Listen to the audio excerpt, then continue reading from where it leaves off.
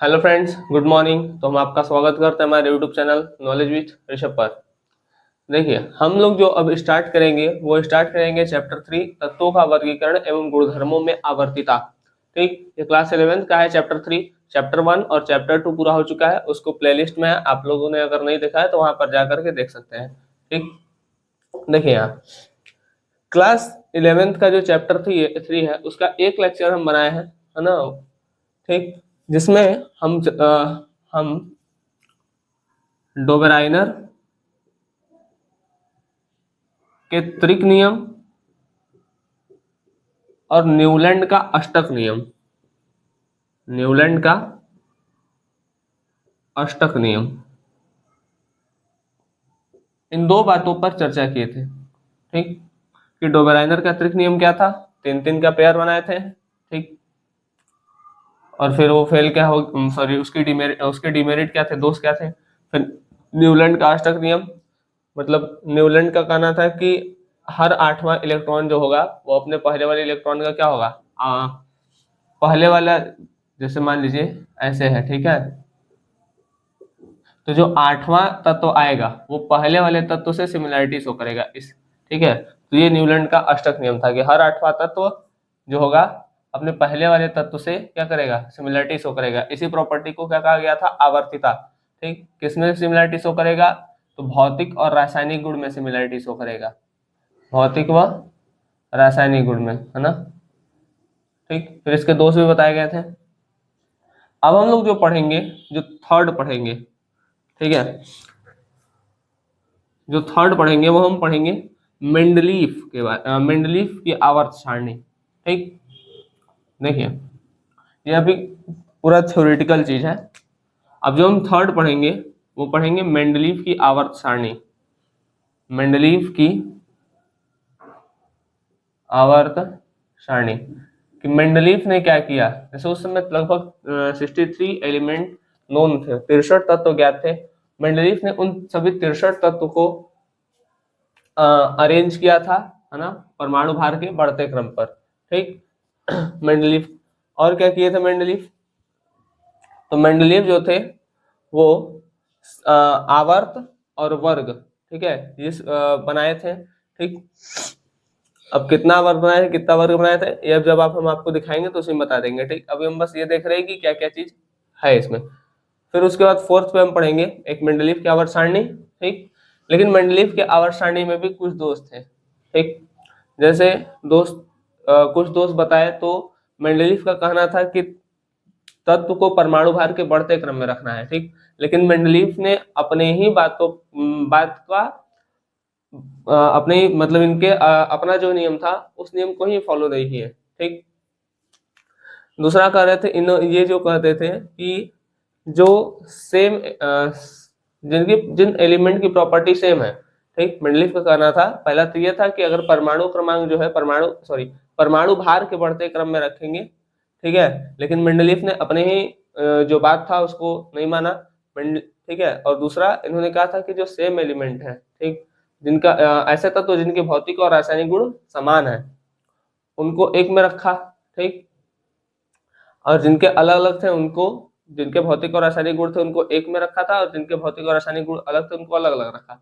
लेकिन इस बात को भी ये नहीं फॉलो कर पाए। ठीक है, ये अपनी ही आवर्त सारणी में क्या किए थे कि कुछ ऐसा ग्रुप कर दिए थे कि जिनका प्रॉपर्टी सेम था, सॉरी, जिनका प्रॉपर्टी डिफरेंट था लेकिन वो सेम प्लेस पर थे। ठीक, और जिनकी प्रॉपर्टी सेम थी वो डिफरेंट प्लेस पर थे, तो ऐसा भी किए थे। ठीक, तो इन्हीं सब दोषों से क्या हुआ कि मेंडलीफ की एक आवर्त सारणी, जैसे हम कहते हैं मेंडलीफ की संशोधित आवर्त सारणी, मेंडलीफ की संशोधित आवर्त सारणी, इसको मोजले लाए थे। कौन लाया था, मोजले लाए थे 1913 में। ठीक, मोजले क्या किए थे, मोजले परमाणु भार को आधार न बनाकर इन्होंने परमाणु क्रमांक को आधार बनाया। ठीक, इनका कहना था कि परमाणु भार की तुलना में जो परमाणु क्रमांक है वो ज्यादा सही है। ठीक है, हमको तत्व के बारे में अगर पता करना है तो परमाणु भार के बढ़ते क्रम में न रख करके परमाणु क्रमांक के बढ़ते क्रम में अगर रखा जाए तो तत्व के बारे में सही से जानकारी होगी। ठीक, इसके बाद हम फिफ्थ देखेंगे दीर्घाकार आवर्त सारणी। दीर्घाकार आवर्त सारणी, ठीक। तो हम कुछ बात करेंगे, जैसे डोबेराइनर न्यूलैंड तो हो गया है। अब आते हैं मेंडलीफ पर। मेंडलीफ की आवर्त सारणी क्या थी, कितने वर्ग कितने वर्ग ये बनाए थे, ठीक। फिर क्या क्या दिक्कत हुआ जिसकी वजह से संशोधित आवर्त सारणी की आवश्यकता पड़ी। संशोधित आवर्त सारणी में क्या दिक्कत हुआ कि दीर्घाकार आवर्त सारणी की आवश्यकता पड़ी। इसके बाद हम ये स्टॉप कर देंगे, ठीक है। बात समझ में आ गया। तो देखिए इसमें चूंकि लिखना बहुत है, ठीक है, तो ये बोर्ड पे 5-6 पेज लिखना पॉसिबल नहीं है, ठीक है, तो हम आपको कॉपी के माध्यम से बता रहे हैं, ठीक है। चलिए आइए तो देखते हैं। तो चलिए, जैसा कि हम कहे थे कि डोबेराइनर और न्यूलैंड के अष्टक नियम के बाद जो हमको आवर्त सारणी पढ़नी है वो पढ़नी है मेंडलीफ की, ठीक। चूंकि थोड़ा सा लंबा हो जाता है इसलिए हम ये कॉपी पर पढ़ा रहे हैं, जैसा कि हम आपको बताए हैं, ठीक है। देखिए, तो मेंडलीफ की मूल आवर्त सारणी या मेंडलीफ की आवर्त सारणी क्या है, तत्व को उनके परमाणु भार के बढ़ते क्रम में रखा। मेंडलीफ ने तत्वों को क्या किया, उनके परमाणु भार के बढ़ते क्रम में रखा था, ठीक। तत्वों के गुण उनके परमाणु भारों के आवर्ती फलन होते हैं, ये ध्यान दीजिएगा, तत्वों के गुण, ठीक है, उनके परमाणु भारों के क्या होते हैं, आवर्ती फलन होते हैं। मतलब तत्वों को अगर उनके परमाणु भार के बढ़ते क्रम में रखा जाए तो एक नियमित अंतर के बाद तत्व की भौतिक और रासायनिक गुण क्या करेंगे, रिपीट करेंगे, मतलब उनकी पुनरावृत्ति होगी। तत्वों के गुण उनके परमाणु भारों के आवर्ती फलन होते हैं, अर्थात तत्वों को उनके भारों के बढ़ते क्रम में व्यवस्थित करने पर एक नियमित अंतराल से या एक नियमित अंतर से भौतिक व रासायनिक गुणों की पुनरावृत्ति होती है। मतलब एक फिक्स एक समय, मतलब जब हम परमाणु भार को उसके बढ़ते क्रम में रखेंगे तो एक निश्चित समय के बाद क्या होगा, जो तत्व होंगे उनके गुण रिपीट करेंगे, मतलब उनके गुण मतलब भौतिक और रासायनिक गुण, ठीक। इन्होंने 8 ऊर्ध्वाधर कॉलम बनाए थे जिन्हें वर्ग कहा गया था। ध्यान दीजिएगा, जो ऊर्ध्वाधर कॉलम होते हैं उनको क्या कहा गया, वर्ग कहा गया। और क्षैतिज कॉलम कितने बनाए थे, तो 7 क्षैतिज कॉलम बनाए थे जिसे श्रेणी कहा गया था, ठीक है, जिसे क्या कहा गया, श्रेणी कहा गया। प्रत्येक तत्व के अब आगे देखिए क्या बोलना है, प्रत्येक वर्ग के सभी तत्वों की संयोजकता समान होती है। चलिए इसको हम दिखाते हैं अभी आपको। देखिए, जैसा कि हम आपको बताएं कि जो इन्होंने, देखिए एक बात क्या बोला है, 8 ऊर्ध्वाधर कॉलम थे जिन्हें वर्ग कहते थे, ठीक। देखिए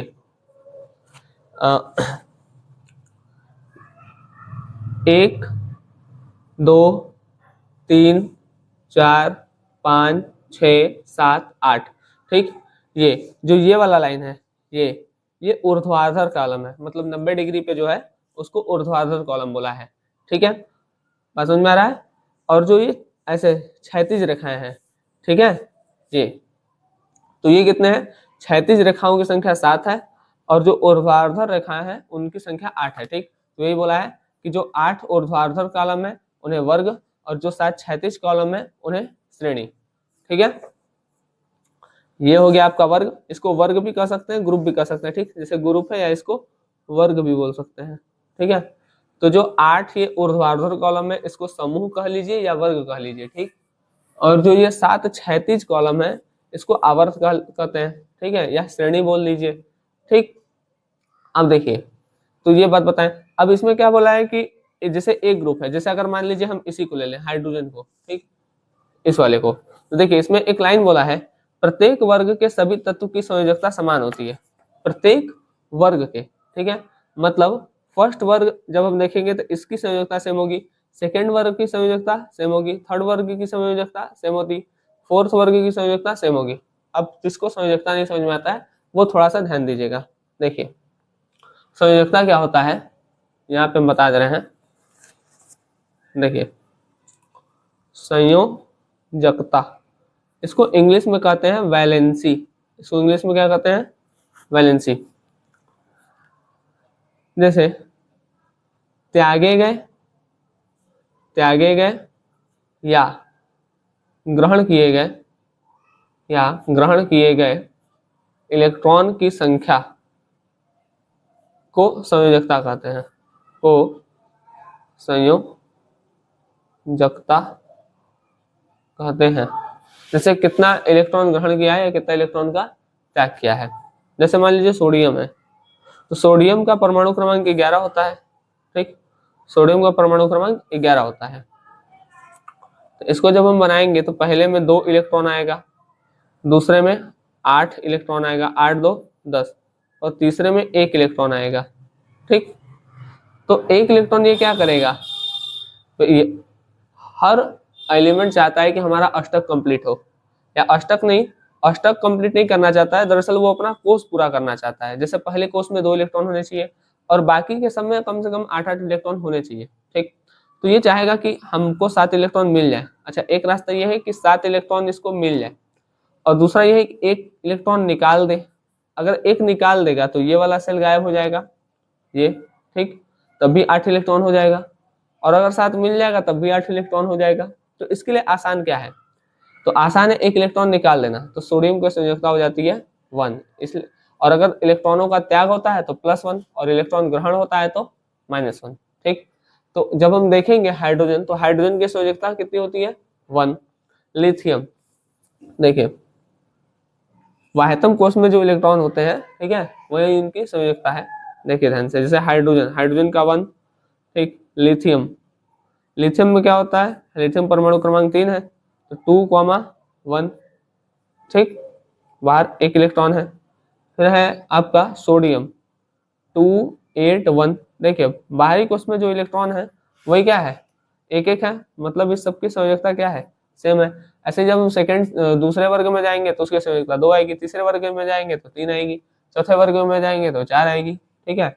तो मेंडलीफ यही बताना चाह रहे थे कि प्रत्येक वर्ग की जो संयोजकता है वो सेम है, ठीक। जैसे इस वर्ग को देखा जाए तो इस वर्ग की संयोजकता 1, इस वर्ग का 2 3 4 5 6 7 8, ठीक।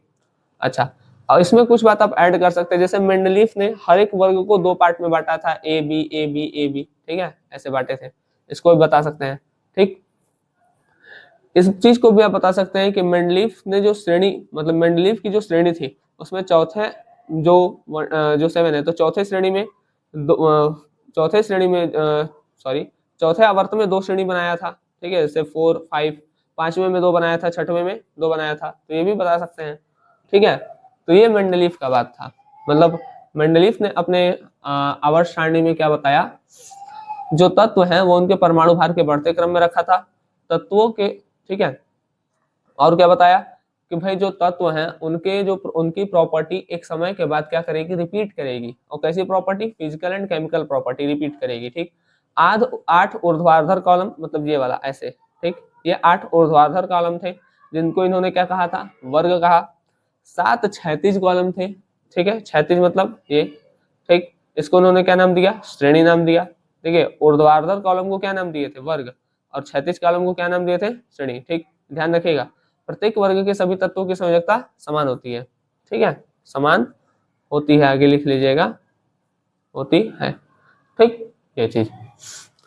अब ऐसा क्या खास बात था कि मेंडलीफ जो थे, मतलब मेंडलीफ की आवर्त सारणी हम पढ़ रहे हैं, तो देखिए मेरिट, तो आइए अब हम इसके मेरिट के बारे में देख लेते हैं कि मेंडलीफ को हम किन कारणों से पढ़ते हैं, ठीक है। देखिए मेरिट क्या था, इसको मेरिट को पढ़ने से पहले हम थोड़ा सा समझ लेते हैं।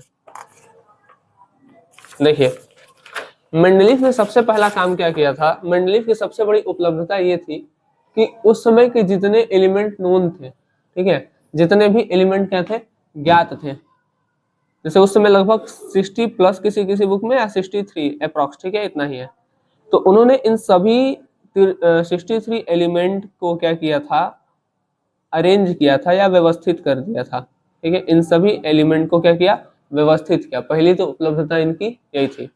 दूसरी उपलब्धता क्या थी, जो तत्व अभी तक खोजे नहीं गए हैं, अभी वो डिस्कवर नहीं हुए हैं, खोजे नहीं गए हैं, अभी तक कुछ तत्व हैं जो खोजे नहीं गए हैं, लेकिन इन तत्वों की वो प्रॉपर्टी पहले से बता दिए।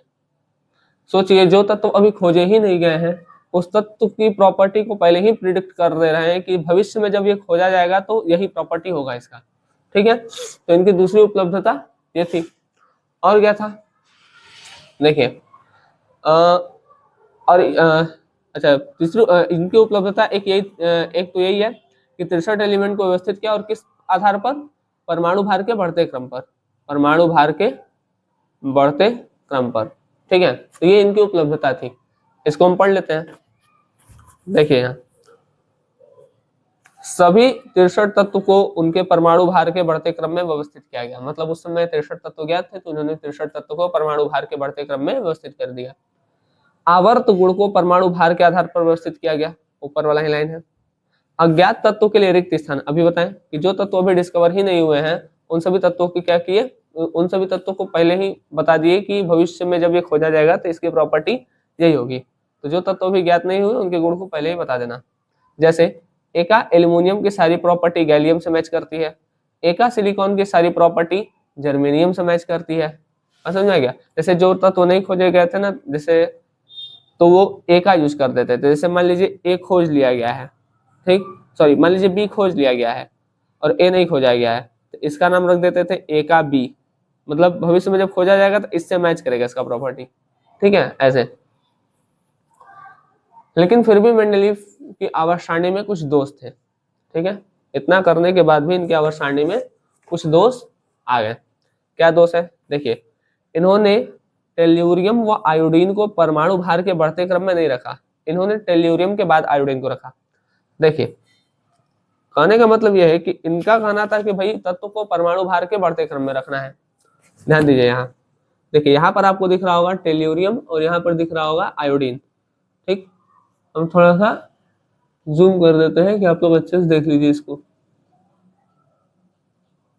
देखिए यहाँ पर ध्यान से, यहाँ पर आपको दिख रहा होगा टेल्यूरियम और यहाँ दिख रहा होगा आयोडीन। टेल्यूरियम का जो एटॉमिक वेट है वो कितना है? 127.6। मतलब टेल्यूरियम है 127 और आयोडीन है 126। मेंडलीव के अनुसार पहले आयोडीन को होना चाहिए, उसके बाद टेल्यूरियम को, क्योंकि परमाणु भार के बढ़ते क्रम में अरेंज करना है। लेकिन मेंडलीव यहाँ पर क्या कर दिए? अपने ही नियम को काट दिए। ठीक है, यहाँ पर वो परमाणु भार के घटते क्रम में लगा दिए हैं। ठीक है, ये चीज। नेक्स्ट देखते हैं। ये हाइड्रोजन की स्थिति को भी नहीं समझा सके, क्योंकि हाइड्रोजन फर्स्ट ए और 7th ए वर्ग में रखा गया है। मतलब देखिए, हाइड्रोजन जो था ये फर्स्ट ए, ठीक, और 7th बी दिख रहा है। देखिए, हाइड्रोजन जो है, हाइड्रोजन कहाँ रखा गया है? एक तो हाइड्रोजन को रखा गया है फर्स्ट ए में और एक हाइड्रोजन को रखा गया है 7th बी में। तो ऐसा क्यों हुआ है? हाइड्रोजन को दोनों तरफ क्यों रखा गया है? ये इस चीज को भी नहीं समझा पाए थे। ठीक, अच्छा, अब इनकी आवर्त सारणी जब समस्थानिक की खोज हुई, ठीक है, समस्थानिक जो थे, ठीक है, तो समस्थानिक के लिए इन्होंने क्या किया था? कोई रिक्त स्थान नहीं छोड़ा था। समझ में आ रहा है? इनके आवर्त सारणी में समस्थानिकों के लिए कोई जगह नहीं था। समस्थानिक क्या होते हैं? मान लीजिए हाइड्रोजन है, तो हाइड्रोजन के समस्थानिक होते हैं 1H1, 1H2, 1H3। समस्थानिक क्या होते हैं? समस्थानिक उनको कहते हैं जिनके परमाणु क्रमांक समान हो, परमाणु क्रमांक समान हो और परमाणु भार अलग अलग हो। ऊपर वाला परमाणु भार होता है, नीचे वाला परमाणु क्रमांक होता है। ठीक है, तो समस्थानिक के लिए इनके आवर्त सारणी में कोई स्थान नहीं था। अब देखिए, इन्होंने अलग अलग तत्व को एक ही वर्ग में डाल दिया।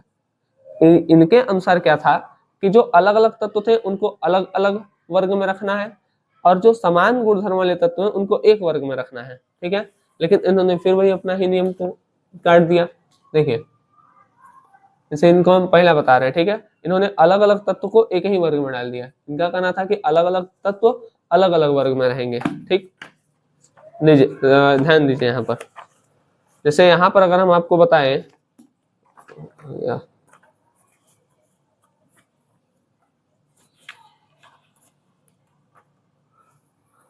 देखिए,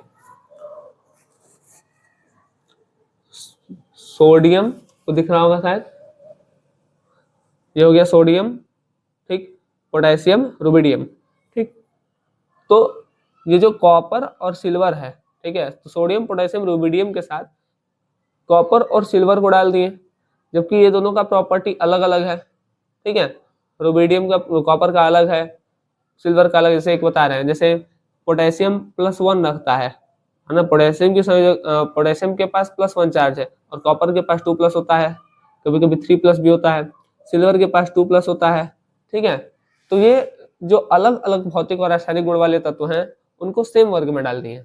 अच्छा, ठीक, समझ में आ रहा है? तो यही बताया गया है। देखिए, इन्होंने अलग अलग तत्व को एक ही वर्ग में डाल दिया, जबकि इनका क्या कहना था, इनका कहना था कि भाई जो तत्व के भौतिक और रासायनिक गुण अलग अलग हैं उनको अलग अलग वर्ग में रखो, और जिसके सेम है उसको सेम में रखो, लेकिन फिर इन्होंने अपने नियम को काट दिया। अच्छा, समान गुणधर्म वाले तत्व को अलग कर दिया, जैसे प्लेटिनम और एयू। देखिए ध्यान दीजिए, यहाँ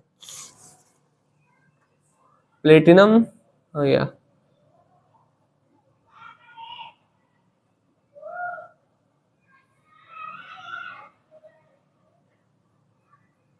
देख रहे हैं, उसको खोजिएगा आप लोग, ठीक है। देखिए चलिए हम बता दे रहे हैं। वैसे ही इन्होंने क्या किया था, इनका कहना था कि भाई जो अलग अलग गुणधर्म वाले तत्व हैं उनको अलग अलग रखिए, और जो समान गुणधर्म वाले तत्व हैं उसको एक वर्ग में रखिए, लेकिन इन्होंने फिर अपने नियम को काट दिया, ठीक। तो ये मेंडलीव के बारे में था। अब इनके मेंडलीव का जो दोस्त था, ठीक है, मेंडलीव के नियम का जो दोस्त था, या डिमेरिट कह लीजिए उसको, कमियां कह लीजिए, ठीक है, उसको दूर किए थे मोजले, है ना। और मोजले अपना नाम ना दे करके उसको मेंडलीव की संशोधित आवर्त सारणी कहें। तो अब हमको जो पढ़ना है वो पढ़ना है मेंडलीव की संशोधित आवर्त सारणी, ठीक। देखिए यह मेंडलीव की संशोधित आवर्त सारणी HGJ मोगले, सॉरी मोजले, मोजले बोल लीजिए, मोसले बोल लीजिए, दोनों बोल सकते हैं, ठीक है, द्वारा प्रस्तुत आधुनिक आवर्त नियम के अनुसार। इन्होंने क्या बोला था, ये सबसे अच्छा मतलब ये सबसे अलग क्या किए, सब लोग अभी तक परमाणु भार के बढ़ते क्रम में रखता हुआ चला आ रहा था तत्वों को, लेकिन मोजले क्या किए, तत्वों के गुण को उनके परमाणु क्रमांक के बढ़ते क्रम में रखे, ठीक। समझ में आया। तो वो देखे कि परमाणु भार की तुलना में परमाणु भार के जगह अगर हम परमाणु क्रमांक को रखें तो वो ज्यादा सटीक रिजल्ट देता है, ठीक है। देखिए तत्वों के गुण उनके परमाणु क्रमांक के आवर्ती फलन होते हैं, ये सबसे अलग काम किए। अभी तक सब लोग क्या कहता हुआ आ रहा था, अभी तक सब लोग कहता हुआ ये आ रहा था कि भाई जो परमाणु भार है ना, उसके आवर्ती फलन है, लेकिन मोजले ऐसे व्यक्ति हुए पहले जो कहें कि परमाणु भार नहीं, परमाणु क्रमांक के आवर्ती फलन है। आवर्ती फलन मतलब आवर्ती फलन या आवर्तिता एक ही टर्म है। उसका अर्थ ये होता है कि एक फिक्स इंटरवल के बाद या एक निश्चित समय अंतराल के बाद तत्व के भौतिक और रासायनिक गुण क्या होंगे, रिपीट करेंगे, उसी को आवर्ती फलन कहते हैं, ठीक। देखिए इसका अर्थ यह है कि तत्वों के उनके परमाणु क्रमांक के बढ़ते क्रम से 36 पंक्तियों में व्यवस्थित करने पर एक नियमित अंतर से गुणों की पुनरावृत्ति होती है, अर्थात गुणों की आवर्तिता प्रकट होती है, ठीक है। सिंपल भाषा में लिखेगा आप लोग, ये बुक का लैंग्वेज है, बोल दे रहे हैं। जैसे इसका अर्थ यह है कि तत्व उनके परमाणु क्रमांक के बढ़ने पर, ठीक है, एक निश्चित समय अंतराल के बाद तत्व के भौतिक और रासायनिक गुण क्या होते हैं, तो रिपीट करते हैं, ठीक है। अब ये मोजले जो थे ये ऐसे ही नहीं बोल दिए उठ करके आके, ये एक्सपेरिमेंट के बेस पे बोले थे, ठीक। कौन सा एक्सपेरिमेंट किए थे, देखिए मोजले ने उपयुक्त जानकारी एक्स किरण की आवृत्ति व परमाणु क्रमांक के मध्य वक्र आलेखित करके बताई थी, ठीक है। जैसे ये एक एक्सपेरिमेंट किए थे कि एक्स मतलब जितना भी एलिमेंट था उस सब पे एक्स किरण, जैसे मान लीजिए कोई ए एलिमेंट है, ठीक, तो इस पे एक्स रे गुजारे, इसका प्रॉपर्टी लिखें, ठीक है। तो ऐसे करते करते उसको परमाणु क्रमांक के आधार पर जैसे जैसे किए तो उनका ये पाए कि परमाणु भार के बजाय परमाणु क्रमांक अगर हम ले लें तो ज्यादा सटीक रिजल्ट मिलता है, ठीक। तो परमाणु भार व देखिए परमाणु भार व आवृत्ति के बीच में अगर वक्र खींच रहा था तो सरल रेखा प्राप्त नहीं होती थी, लेकिन परमाणु क्रमांक और आवृत्ति के बीच में वक्र खींचा जा रहा है तो एक सरल रेखा प्राप्त हो रही है, ठीक है, ये याद रखिएगा।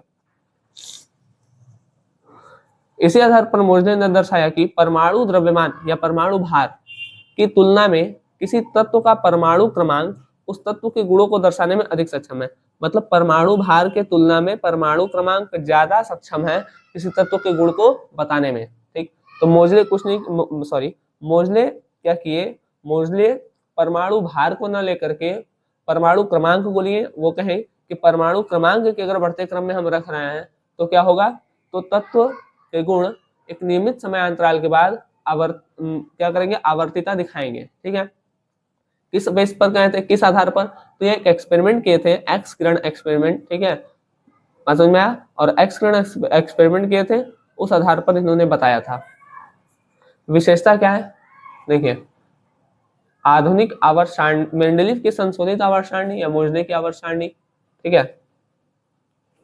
देखिए आधुनिक संशोधित आवर्त सारणी में तत्वों को उनके परमाणु क्रमांक के बढ़ते क्रम में रखा गया। ध्यान दीजिएगा, अभी सब लोग परमाणु भार भार भार भार करता चला आ रहा था, लेकिन ये पहले ऐसे व्यक्ति थे जिन्होंने परमाणु भार को न लेकर के क्या किया, परमाणु क्रमांक को आधार बनाया। आधुनिक आवर्त सारणी में 7 आवर्त हैं, ठीक है। आधुनिक आवर्त सारणी में कितने आवर्त हैं, 7, और आधुनिक आवर्त सारणी में 9 वर्ग है, ठीक, 9 वर्ग है। अब ध्यान दीजिए यहाँ पर इसमें जीरो वाले को लेकर के बता रहा है। जैसे हम आपको पहले भी यही दिखाए थे, लेकिन पहले वाले जैसे क्या होता है कि मेंडलीव की जो मूल आवर्त सारणी है ना, वो भी संशोधित और मूल एक ही में करके ऐसे दिखा दिया जाता है, ठीक है। लेकिन ये जो है संशोधित आवर्त सारणी है, मॉडिफाइड फॉर्म है, ठीक है। यहाँ पर अगर हम जीरो वाला न ले, ठीक है, या कुछ और प्रॉपर्टी को हटा दे तो ये मेंडलीव की मूल आवर्त सारणी ही है, ठीक। तो हम दोनों एक ही, अब इसमें देखिए 0 8 तक तो हम पहले बता ही दिए थे। अब ये एक जीरो ग्रुप है जिसमें अक्रिय गैसों को रखा, जिसमें क्या रखा, अक्रिय गैसों को, तो कितना हो गया 9 और ये 7, ठीक है। तो यहाँ पर अब देखिए 1 2 3 4 5 9 वर्ग हो गया और ये 7 क्या हो गया, श्रेणी हो गया, ठीक। तो आधुनिक आवर्त सारणी में 7 आवर्त हैं, ठीक, और 9 वर्ग हैं। चलिए दोष क्या है, अभी भी हाइड्रोजन का स्थान निश्चित नहीं था, ठीक है। अभी भी लोग हाइड्रोजन के स्थान को समझा नहीं पाए। विकर्ण संबंध तथा तत्वों के क्षैतिज संबंध को नहीं समझा पाए। अब भाई विकर्ण संबंध क्या होता है, ठीक है, अभी हम इस पर चर्चा करते हैं। विकर्ण संबंध और तत्वों के क्षैतिज संबंध के विषय में नहीं समझा पाए। विकर्ण संबंध क्या होता है, यह पाया गया कि द्वितीय आवर्त के कुछ तत्व तृतीय आवर्त के अपने से अगले समूह के तत्वों से क्या करते थे, कुछ समानता प्रदर्शित करते थे, ठीक है। इसी को विकर्ण संबंध कहा जाता था। जैसे देखिए ये है समूह 1 का, ये समूह 2 का, ठीक है, ये थर्ड का, ये फोर्थ का। तो समूह 1 का जो लिथियम है वो समूह 2 के मैग्नीशियम से समानता दिखा रहा है। समूह 2 का जो बेरिलियम है द्वितीय आवर्त का, वो समूह मतलब थर्ड ए के तृतीय आवर्त के एल्युमिनियम से समानता दिखा रहा है। समूह 13 या थर्ड ए का जो बोरॉन है द्वितीय आवर्त का, वो क्या कर रहा है, कार्बन है, ठीक है, सॉरी सिलिकॉन जो कि समूह 14 का है तृतीय आवर्त का, उससे समानता दिखा रहा है। तो ये जो समानता है ना, अपने समूह के अगले वाले समूह से समानता दिखाना, इसी को कहा गया था, इसी को कहा गया था विकर्ण संबंध, ठीक है। तो ये आएगा डेफिनेशन में, तो आप लिख सकते हैं। तो ये था हमारा मेंडलीव का आवर्त सारणी, ठीक, और ये हो गया मेंडलीव की संशोधित आवर्त सारणी। अब हम देखते हैं आवर्त सारणी का वर्तमान स्वरूप, मतलब जो आज हम पढ़ते हैं, ठीक है। आपको देखिए हमें पूरा नहीं पढ़ाया जाता है ना, बहुत सारे कोचिंग में क्या करते हैं कि पूरा नहीं बताते हैं, हमको मेंडलीव तक पढ़ा के रोक दिया जाता है। लेकिन मेंडलीव के बाद और भी ऐसा दीर्घाकार आवर्त सारणी है, ठीक है। तो ये एक पॉइंट है यहाँ पर भी, चलिए ध्यान दीजिए यहाँ पर भी, हालांकि जानिए इसको भी। आवर्त सारणी का वर्तमान स्वरूप मतलब जो हम आज का आवर्त सारणी, जो मॉडर्न पीरियोडिक टेबल जो हमारा है वो क्या है, कैसे है, उसको पढ़ते हैं। विभिन्न तत्वों के इलेक्ट्रॉनिक विन्यास की जानकारी से यह ज्ञात हुआ कि तत्वों के इलेक्ट्रॉनिक विन्यास और उनके गुणों में घनिष्ठ संबंध है। अब देखिए अभी तक परमाणु भार, परमाणु क्रमांक, अब हम किस पे आ गए हैं, इलेक्ट्रॉनिक विन्यास पर। मतलब जब अलग अलग तत्वों का इलेक्ट्रॉनिक विन्यास निकाला गया तो हम ये देखें कि इलेक्ट्रॉनिक विन्यास और उनके गुण में क्या है, एक घनिष्ठ संबंध है, ठीक है। अब देखिए तत्वों को उनके बढ़ते हुए परमाणु क्रमांकों के क्रम से रखने पर तत्वों के बाह्य कोश में इलेक्ट्रॉनिक विन्यासों की आवर्तिता प्रकट होती है। तो समझ आ रहा है, मतलब जैसे तत्वों के इलेक्ट्रॉनिक विन्यास क्या करते हैं, आवर्तिता दिखाते हैं। जैसे एक वर्ग में सभी का इलेक्ट्रॉनिक विन्यास एक जैसा रहेगा, दूसरे वर्ग में एक जैसा रहेगा, ठीक है, इस तरीके से, ठीक। देखिए तत्वों को उनके बढ़ते हुए परमाणु क्रमांकों के क्रम से रखने पर तत्व के बाह्य कोश के इलेक्ट्रॉनिक विन्यासों की आवर्तिता प्रकट होती है, ठीक। अर्थात इसका मतलब क्या है, मिलते जुलते इलेक्ट्रॉनिक विन्यास के तत्व नियमित अंतर से आते रहते हैं, ठीक है, नियमित अंतर से आते रहते हैं। देखिए इसके थोड़ा सा आगे है, इसी कारण तत्वों की, ठीक, यहाँ पर है, गुणों की आवर्तिता प्रकट होती है, ठीक। अब आवर्त सारणी का जो वर्तमान स्वरूप है वो क्या है, जैसे हम पहले पढ़े थे भाई, डोबेराइनर 3-3 का पेयर किए थे, न्यूलैंड का ऑक्टेट लॉ पढ़े, न्यूलैंड के अष्टक नियम में हमको क्या जानने को मिला कि भाई जो न्यूलैंड साहब है वो क्या कर रहे हैं कि 8-8 का वो पेयर बना, सॉरी वो कह रहे हैं कि हर 8वां तत्व तो पहले वाले क्या होगा, रिपीटेशन होगा, ठीक, ये बात बता रहे हैं। फिर उसके बाद हम पढ़े मेंडलीव परमाणु भार को लिए 63 तत्व को लगाएं, ठीक है, ये सब काम किए। अब हम जो पढ़ रहे हैं वो क्या पढ़ रहे हैं, देखिए ध्यान से, अब हम जो पढ़ रहे हैं वो पढ़ रहे हैं अब आधुनिक आवर्त सारणी, मतलब जो वर्तमान में जो हम आवर्त सारणी पढ़ते हैं कोचिंग में, है ना, स्कूल में, वो चीज। तो राग वर्नर और बरी एवं अन्य कई रसायनज्ञ ने इलेक्ट्रॉनिक विन्यासों को, तत्वों को वर्गीकरण का आधार बनाया। तत्वों का वर्गीकरण अब किस आधार पे हो रहा है? इलेक्ट्रॉनिक विन्यास के आधार पर, ठीक। परमाणु भार, परमाणु क्रमांक, ये सब अब कुछ नहीं, अब क्या है? इलेक्ट्रॉनिक विन्यास है, ठीक।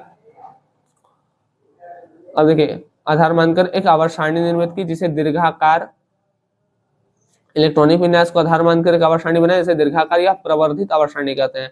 इसे बोर की आवर्त सारणी भी कहते हैं, क्यों? क्योंकि इलेक्ट्रॉन का वितरण बोर मॉडल के अनुसार है। बात समझ में आ रहा है? ठीक। अब हम जो आधुनिक आवर्त सारणी में पढ़ते हैं वो क्या है? दीर्घाकार आवर्त सारणी में 7 36 कॉलम है, ऐसे देखेंगे तो 7 36 कॉलम है, 18 ऊर्ध्वाधर पंक्तियां हैं, इस तरह से, ठीक है, ये चीज है। अब नोट में देखिए, कुछ बात आप ये जानिए, ये आपको जानने के लिए है।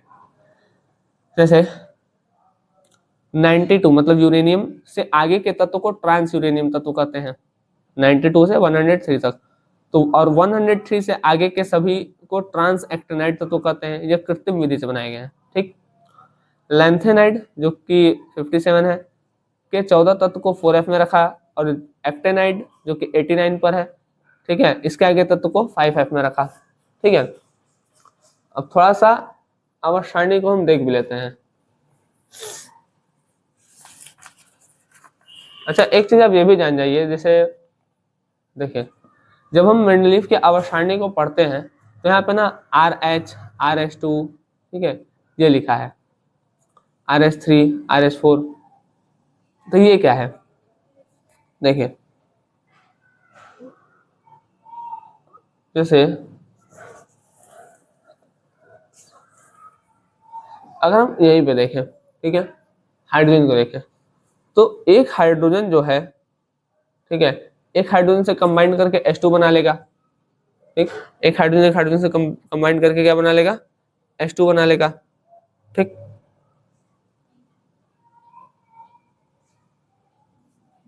कॉपी पे समझा रहे हैं इसको। एक हाइड्रोजन से कंबाइन करके क्या बनाएगा? H2। लेकिन दो हाइड्रोजन एक ऑक्सीजन से कंबाइन करके क्या बना लेगा? H2O, ठीक। तो ये जो है, इसको हम इसको R2 यही बोल रहे हैं, ठीक है। जैसे देखिए, उसी तरीके से आगे ये RH है, हाइड्राइड का सूत्र, ये R2O, ठीक। उस तरीके से जब हम आगे बढ़ेंगे, ठीक है, तो वहां पे दो हाइड्रोजन उसी एलिमेंट से मिलेंगे जो कि उसमें है, और एक ऑक्सीजन उससे मिलेगा, ठीक है। जैसे लिख देते हैं, ये आ गया, जैसे कैल्शियम को ही देख लेते हैं, तो एक कैल्शियम एक ऑक्सीजन से मिलकर के कैल्शियम ऑक्साइड बना लेगा, ठीक है, ये चीज बात समझ में आ रहा है? तो ये RH, H2, ये R जो है, R उस तत्व को इंडिकेट कर रहा है, R इसको इंडिकेट कर रहा है, सीधा सीधा ऐसे समझिए।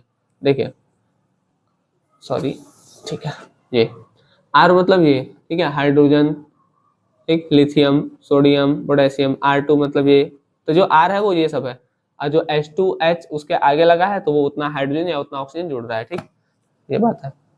अच्छा, अब आप दीर्घाकार आवर्त सारणी देख भी लीजिए। आप लोग इस आवर्त सारणी को हमेशा रखे रहा करिए, ठीक है, तो आपको पता चलेगा कि कितना है। देखिए, जैसा कि हम बताएं कि 7 क्या है? आवर्त, ठीक है, इसको इंग्लिश में क्या कहते हैं? पीरियड। 1 2 3 4 5 6 7, 7 पीरियड है या 7 आवर्त है। वर्ग या समूह कितना है? तो 18। 1 2 3 4 5 6 7 8 9 10 11 12 13 14 15 16 17 18। तो अब 18वां जो है वो जीरो ग्रुप एलिमेंट है। जीरो ग्रुप में क्या रखा गया? इसमें अक्रिय गैसें हैं। इसमें क्या है? अक्रिय गैस है, ठीक। यहां से यहां तक जो है वो पी ब्लॉक है। देखिए यहाँ पर लिखा भी है, यहां से यहां तक क्या है? पी ब्लॉक है, ठीक। इसमें ये एस ब्लॉक है, 1A और 2A जो है वो एस ब्लॉक है। 1A और 2A में क्या है? 2A एस ब्लॉक को इंडिकेट करता है। और थर्ड बी से सेकेंड बी या 3 से 12, 1 और 2 एस ब्लॉक है, ठीक है। ये डी ब्लॉक है। डी ब्लॉक को ट्रांजिशन मेटल कहते हैं। डी ब्लॉक को क्या कहते हैं? ट्रांजिशन मेटल, ठीक है। पी ब्लॉक, और यहां से यहां तक पी ब्लॉक है, ये एस ब्लॉक है, डी ब्लॉक है। और नीचे जो है लेंथेनाइड और एक्टिनाइड सीरीज, ये जो है एफ ब्लॉक है, ठीक है। तो एस, पी, डी और ये एफ, ठीक। अब ध्यान सुनिए, पी ब्लॉक, जैसे हम जैसे जैसे एस ब्लॉक से पी ब्लॉक की तरफ जाते हैं वैसे वैसे मेटल का कैरेक्टर कम होता जाता है, वैसे वैसे मेटल का कैरेक्टर क्या होता जाता है, कम होता जाता है। मतलब पी ब्लॉक में जब हम आएंगे तो हमको अधिकतर नॉन मेटल मिलेंगे, पी ब्लॉक में अधिकतर क्या मिलेंगे, नॉन मेटल मिलेंगे, ठीक। लेकिन इसमें कुछ मेटलॉइड भी होते हैं, जैसे silicon, germanium, arsenic, antimony, tellurium, ये सब जो रेड से है ये क्या है, मेटलॉइड है। मेटलॉइड उसको कहते हैं जिसमें मेटल और नॉन मेटल दोनों की प्रॉपर्टी होती है, ठीक। तो ये याद रखिएगा, ठीक। बाकी अब हम जो नेक्स्ट पढ़ेंगे वो पढ़ेंगे कि हम कोई, जैसे मान लीजिए हाइड्रोजन है तो ये किस ब्लॉक का है, किस ग्रुप का है, किस पीरियड का है, ठीक है, ये कैसे फाइंड करेंगे, तो इसके विषय में हम पढ़ेंगे। तब तक के लिए धन्यवाद, आप लोग अच्छे से पढ़ाई करते रहे। हाँ, जहाँ पर डाउट है उसको जरूर बताइए, ठीक है। चलिए, थैंक यू।